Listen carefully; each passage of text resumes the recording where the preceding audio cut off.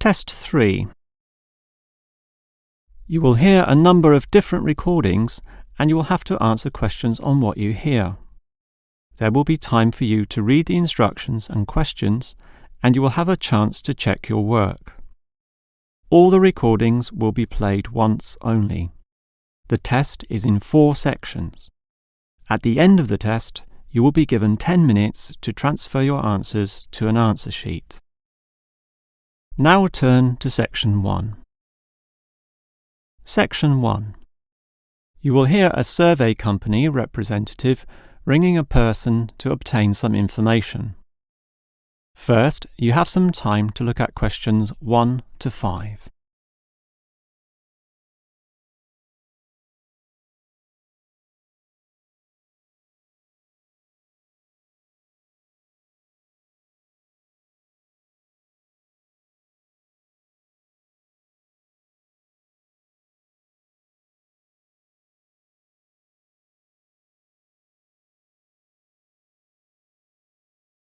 You will see that there is an example that has been done for you. On this occasion only, the conversation relating to this will be played first. Hello? Hello? Who is this? Hello, I'm a representative of the Tally-Ho Survey Company, and I'd like to ask you a few questions regarding exercise. Ah, that's an interesting subject. The representative will ask questions about exercise, so exercise has been written in the space. Now we shall begin. You should answer the questions as you listen because you will not hear the recording a second time. Now listen carefully and answer questions 1 to 5. Hello? Hello? Who is this? Hello, I'm a representative of the Tally-Ho Survey Company, and I'd like to ask you a few questions regarding exercise. Ah, that's an interesting subject. Yes, we think so too. But I'm afraid I'm a bit busy at the moment. Don't worry, this will only take about 4 minutes at the most. It's 10:25 now, so it will all be over by 10:30. Well, all right, if it's that short. It will be. So, one of the first things I need to know is where you are, that is, which suburb or area of the city. The last client was in Blackburn, for example. Blackburn, that's close to me. I'm in Box Hill. Another eastern suburb, then. I have a friend in Box Hill, too. Interesting place. Now, I need your approximate age for this survey. Are you younger than 20, between 20 and 29, 30 and 39, and so on?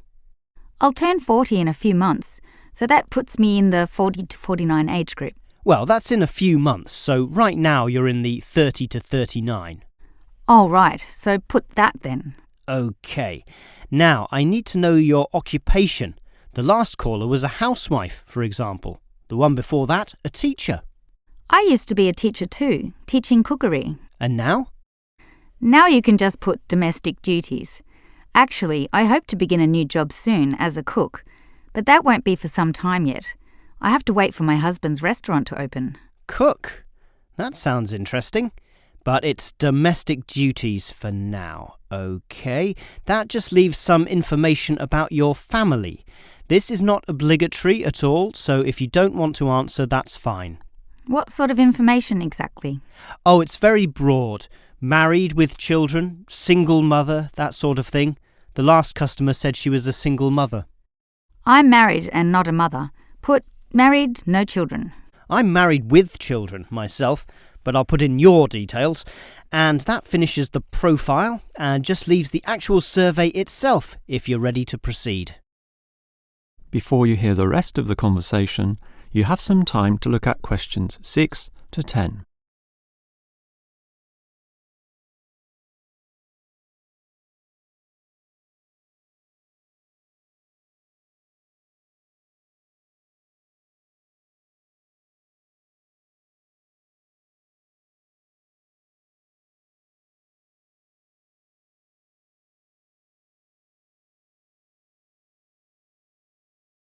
Now listen and answer questions 6 to 10.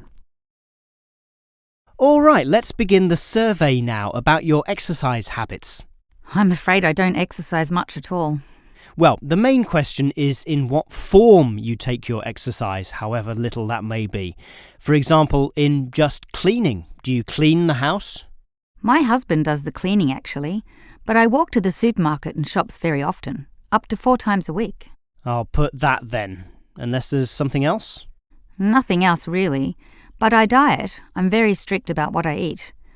Oh, and I do yoga, although that's not very energetic. More a form of relaxation and to tighten my muscles. They're both important, of course. But what about sport? Do you undertake any sporting activities? This could be very infrequent. In the past, for example. My husband plays basketball at the local school and I sometimes watch. When he was younger, he was in a basketball team, but I never participated. Have you done anything at all? I used to hike in a nearby national park. Well, that's a definite physical activity, so I'll put that, but not basketball. All right, that just leaves future exercise intentions. Do you plan or expect to do, at some stage, any form of exercise? I once dreamt of doing modern dance, but that's never going to happen. Realistically, I'm thinking about going swimming at the local aquatic centre, although my husband thinks we should just jog. I can't see myself doing that though. Too tiring. I can understand. I used to jog too, and it really makes you sweat. I'd say swimming's a much better option. But I'll be starting this job as a cook in my husband's restaurant. I imagine I'll be very tired doing all those late shifts. But if I have any energy left over, I might go to the aquatic centre to release some stress. All right, well, that's the end of the survey. Thank you very much for your time. That is the end of section 1. You now have half a minute to check your answers.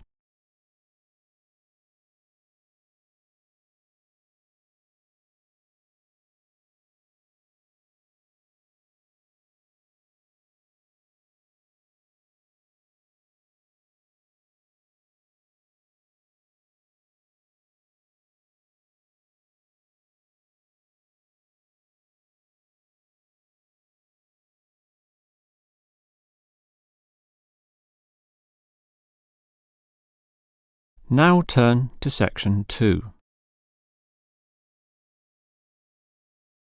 Section 2.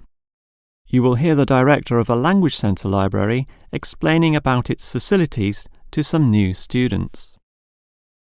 First, you have some time to look at questions 11 to 16.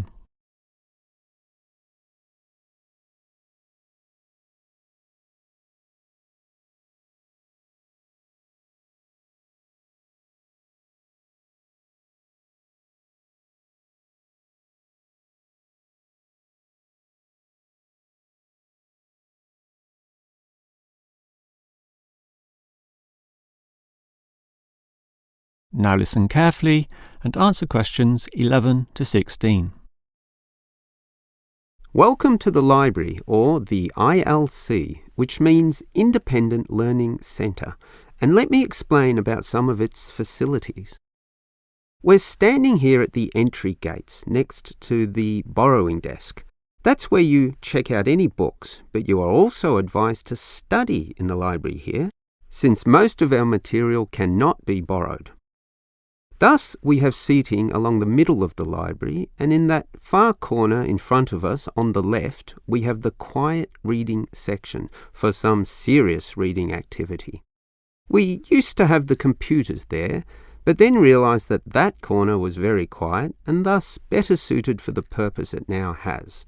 The computers were instead shifted to a more central location, right beside us here on the left. Again, somewhat confusingly, this area once housed the newspaper and magazine section, but the people in the quiet reading area had to walk too far to collect this literature, so it was moved to right beside them in the adjacent corner.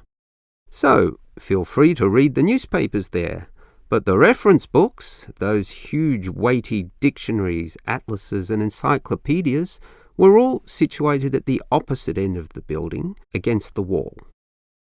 This was because they weren't generally that popular, and we wanted more space for the magazine racks, always a favourite with readers.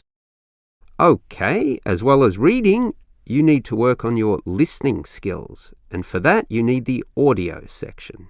Again, such an activity needs a quiet area, so we put this in the last remaining corner up there on your right, as you can see.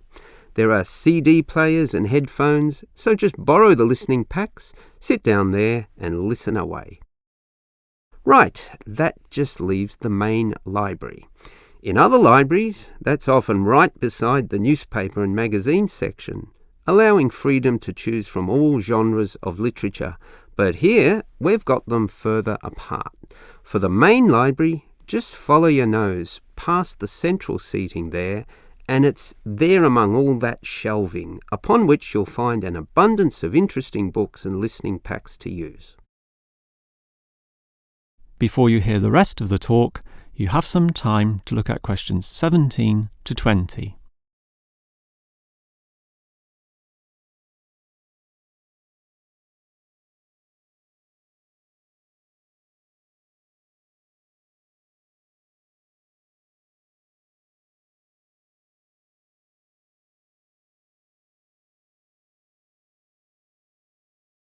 Now listen and answer questions 17 to 20. Now, I'd like to tell you a bit more about an excellent service offered in the ILC here that we call the Special Sessions. What can you do in them? For a start, many of you need practice in speaking English, and for that we hold a special discussion session led by a teacher. That can be noisy. In fact, we hope that it is noisy, since that would mean many people are talking. It's in the central seating area, and it used to be from 10:30 to 1:30, but we found that the noise was disturbing the regular ILC patrons, so we shortened and moved this discussion to the morning 9 a.m. time slot, when fewer people are in the centre. It goes for 1.5 hours. All right. What about writing skills? Well, we can help you there with another teacher.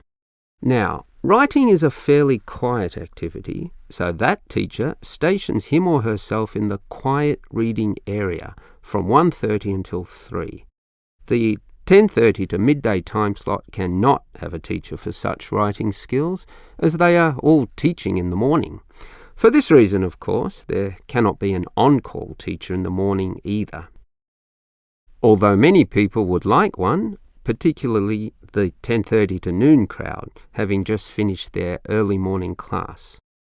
These students all have to wait until midday onwards, when, for 3 hours, a teacher will be stationed in the audio section, ready to deal with all those questions. Until recently, we had another teacher doing the 3 p.m. to 6 p.m. time slot in the central seating. But all the noise interfered with the late users of the ILC, so we had to cancel that. Also noisy can be the language exchange, where local students who want to learn your language will help you practice English. This is generally done in pairs, so the noise level is low enough not to need this exchange to run at 9 a.m, but at the more congenial time of 10:30 among the central seating. That must finish by 1:30 though, after which quieter and more individual activities take place. That is the end of section 2. You now have half a minute to check your answers.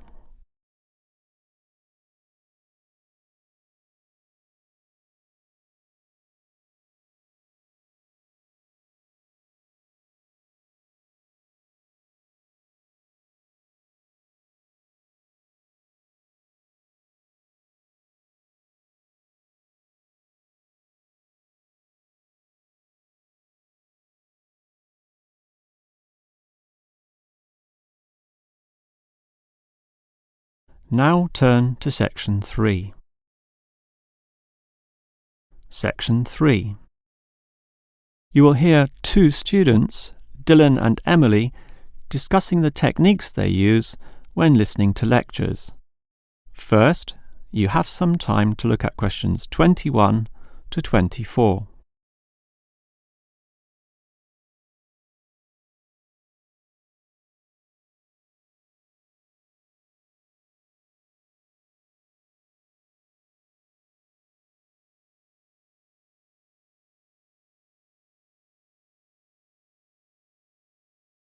Now listen carefully and answer questions 21 to 24. Hi, Emily. What did you think of that lecture? A bit hard to follow, but I have some good lecture listening note-taking strategies which really help, so I can review the lecturer's message later. Lecture listening note-taking strategies? Review it later? That sounds interesting. I must admit, I struggle a bit to take down the gist of what I hear. Look at my notes. Well, I can see a basic problem immediately. You're writing full words, such as century, when all you need is a C. And don't write increase, just draw an up arrow. And why write thousand when a TH will do? I see. Just use symbols. That's not a bad idea at all. It's the most basic strategy, allowing you to record information at a faster pace. These lecturers can talk faster than others too, so you don't want to waste any time. But you need to be very familiar with your set of symbols. Why? Because you'll have to look at these notes days, weeks, or even months afterwards when you begin writing your essay. So you'll need to be able to interpret them at a later stage. I think I can do this, even by looking at your notes. Imed must mean immediately. But regarding the lecture as a whole, I knew the professor would be giving a set of specific recommendations and comparing two alternative approaches, so I formatted my page in advance, adding the features consistent with the nature of what I was going to hear. I think I need an example of what you mean. Well, look at my page. Before the lecture, I drew large headings saying recommendations. You should always draw these, and I drew a table saying approach 1 and approach 2.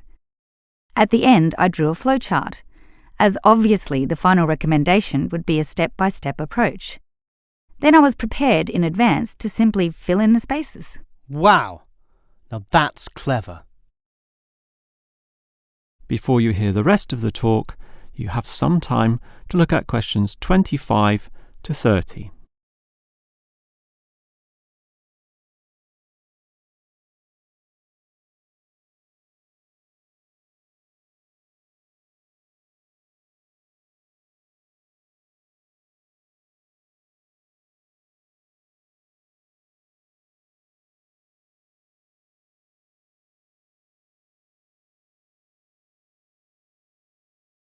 Now listen and answer questions 25 to 30. Your advice about note-taking sounds great, but I still have one question, Emily.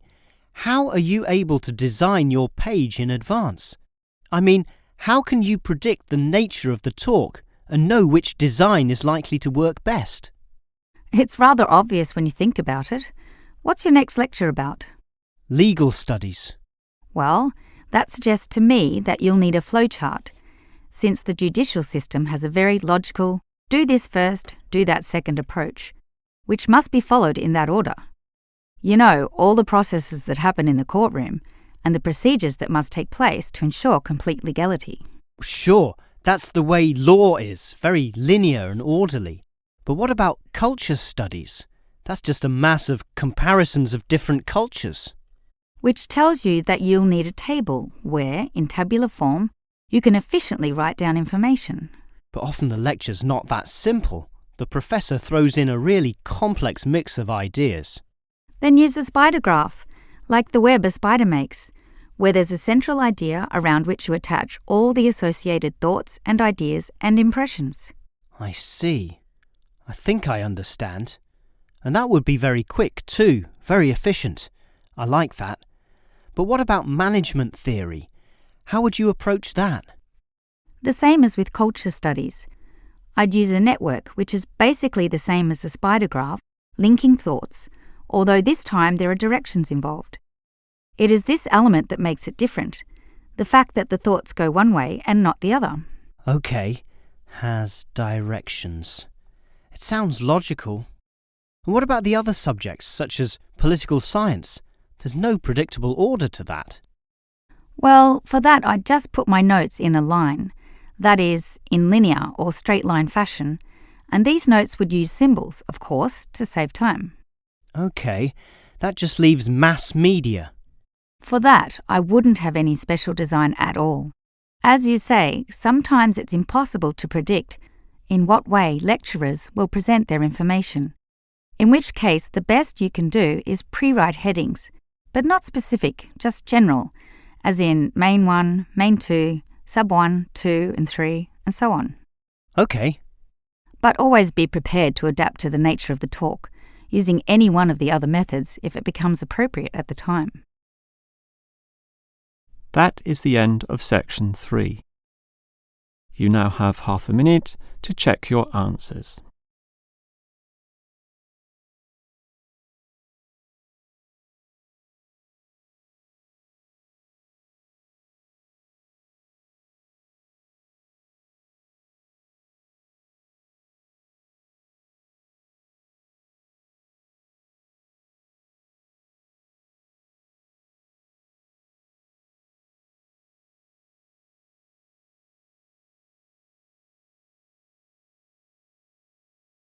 Now turn to section 4.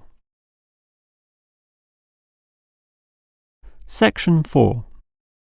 You will hear a lecturer talking about an unusual atomic particle called a neutrino. First, you have some time to look at questions 31 to 35.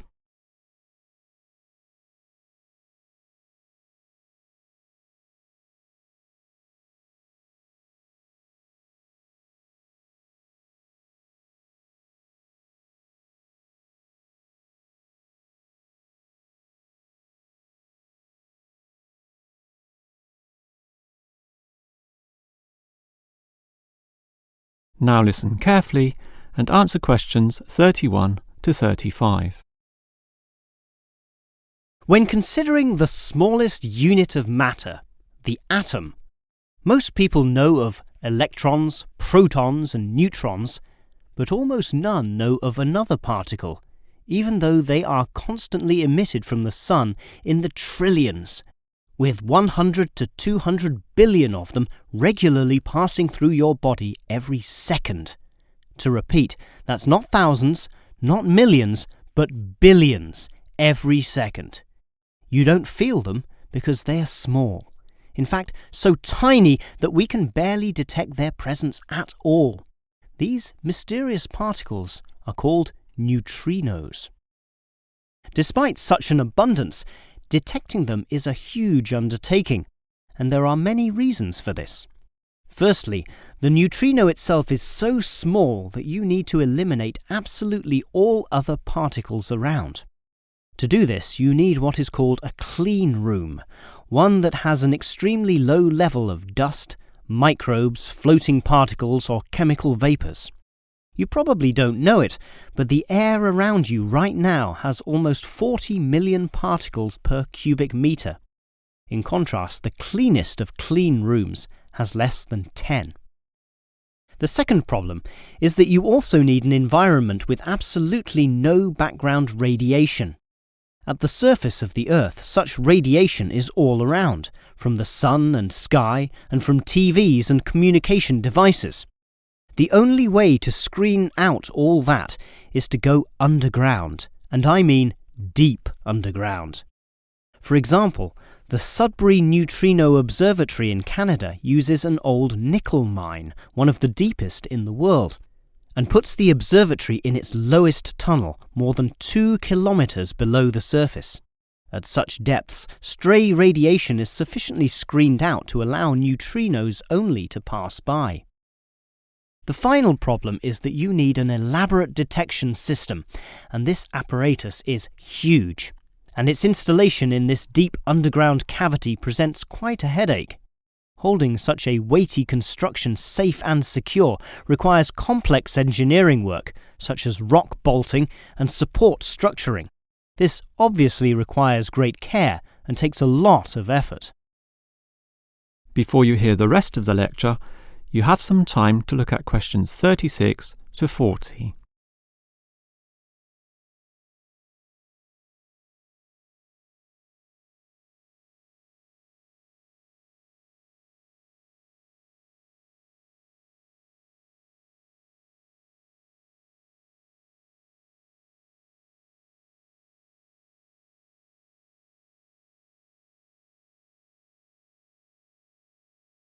Now listen and answer questions 36 to 40. So I've told you about the difficulty in detecting neutrinos. They are tiny, virtually weightless, have no electric charge, and hardly interact with anything at all. Yet we can detect them, and to see how, let's consider the Sudbury installation once again. The detector there consists of a spherical container filled with heavy water. This rests inside another vessel filled with normal water, which helps support the weight of the inner sphere, as well as providing further shielding from any stray radiation. At the edge of this inner sphere are about 10,000 electronic detectors. These are extremely sensitive, able to multiply 100 million times any electric current which occurs. So, as the neutrinos pass through this sphere of water, there is a very, very, very small chance that one of them may hit a water molecule. To increase the likelihood of this, two strategies are used. 1. The larger the sphere of water, the better, and the Sudbury tank holds not 10 tons, not 100 tons, but 1,000 tons. 2. The water is special, consisting as it does of heavier molecules. So what happens is this. If the neutrino hits the water molecule, the neutrino is absorbed, but the molecule itself splits apart, producing a tiny electric current. It is this which is detected and analysed, giving key information about the neutrino. The final question is, why do we care about these elusive particles? Well, just think. They can pass right through the core of our sun at the speed of light without being affected or losing strength. No other form of radiation can do that, meaning that the knowledge we get about neutrinos can help us to control them. With this ability, we can probe the center of our Earth, the inner layers of our sun, and the outer limits of our solar system. And that makes it all worth the effort. That is the end of section 4. You now have half a minute to check your answers.